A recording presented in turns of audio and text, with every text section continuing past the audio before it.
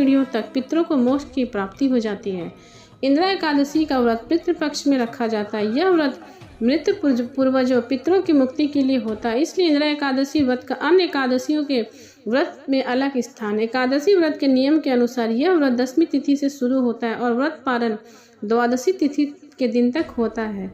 व्रत की विधि के अनुसार व्रती को इंदिरा एकादशी व्रत के पहले 10वीं तिथि को सूर्यास्त से पहले भोजन कर लेना चाहिए। इसके बाद अगले दिन एकादशी को प्रातःकाल सुबह उठकर स्नान आदि से निर्मित होकर पीले वस्त्र पहनने चाहिए और घर में पूजा स्थल पर जाएं और वहां विष्णु भगवान को साक्षी मानकर व्रत का संकल्प लें। इसके बाद भगवान शालिग्राम का पूजन करके दिन भर फलाहार व्रत रखें। अगले दिन 12वीं तिथि को जरूरतमंद गरीब ब्राह्मणों को भोजन कराएं और दान देकर विदा करें। उसके पश्चात व्रत का पारण करें। इस साल इंदिरा एकादशी 28 सितंबर को रखा जाएगा। अब सुनिए इंदिरा एकादशी की व्रत कथा। धर्मराज युधिष्ठिर कहने लगे, हे भगवान, आश्विन कृष्ण एकादशी का क्या नाम है, इसकी क्या विधि है तथा फल क्या है, सो कृपा कर कहिए। भगवान श्री कृष्ण कहने लगे कि इस एकादशी का नाम इंदिरा एकादशी है। यह एकादशी पापों को नष्ट करने वाली तथा पितरों को मोक्ष प्रदान करने वाली होती है। हे राजन, ध्यान पूर्वक इस कथा को सुनो। इसके सुनने मात्र से ही वाजपेयी यज्ञ का फल मिलता है। प्राचीन काल में सतयुग में के समय महिष्मती नामक एक नगरी में इंद्रसेन नामक एक राजा था।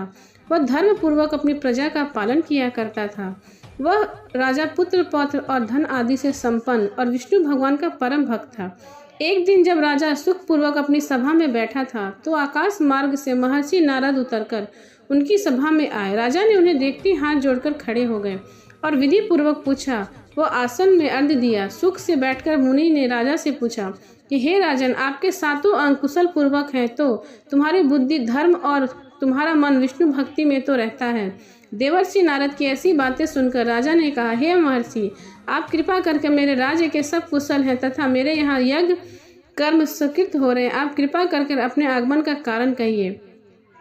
तब ऋषि कहने लगे, हे राजन, आप आश्चर्य देने वाले मेरे वचनों को सुनो। मैं एक समय ब्रह्मलोक से यमलोक को गया। वहाँ श्रद्धा पूर्वक यमराज से पूजित होकर मैंने धर्मशील और सत्यवान धर्मराज की प्रशंसा की।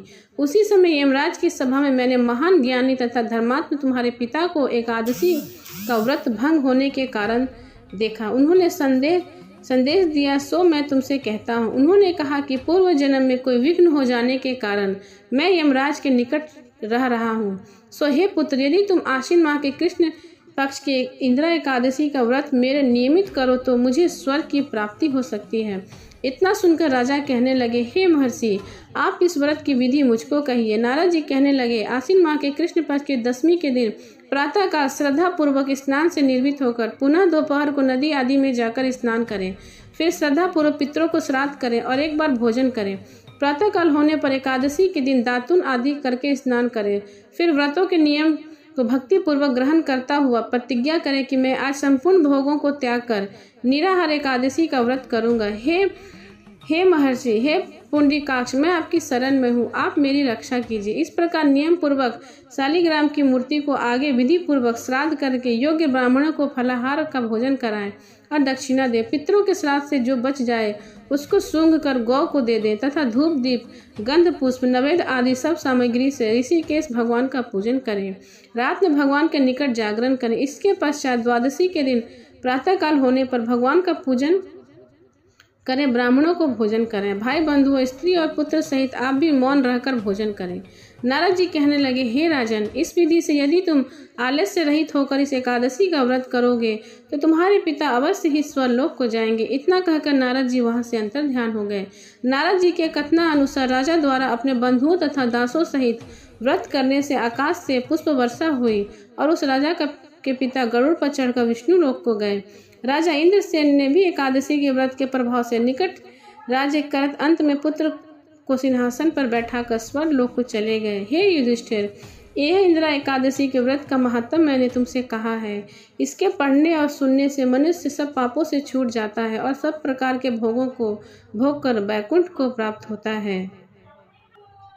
और इस संसार में इस एकादशी के व्रत को हर मनुष्य को करना चाहिए। प्रेम से बोले विष्णु भगवान की जय, कृष्ण भगवान की जय।